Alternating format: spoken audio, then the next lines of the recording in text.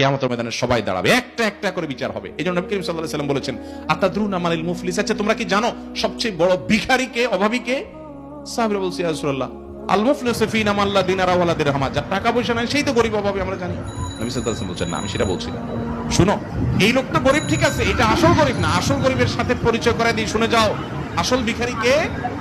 দুনিয়াতে অনেক রাত জেগে ওয়াজ শুনছে, ওয়াজ করছে, তেলাওয়াত করছে, নামাজ পড়ছে, তাহাজ্জুদ করছে, শীতের মধ্যে ফজর নামাজ পড়ছে, দান সাদেকা করছে, অনেক নেক আমল করছে, উমরা করছে, হজ করছে, তাসবিহ তাহলিল করছে, চোখের পানি ফেলছে, আমল অনেক করছে, মাশাআল্লাহ।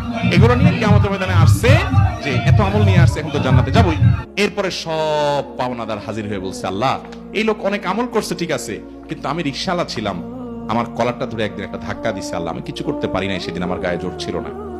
আল্লাহ আমি এই লোকের কাজ করছি, আল্লাহ আমাকে ফাঁকি দিছে।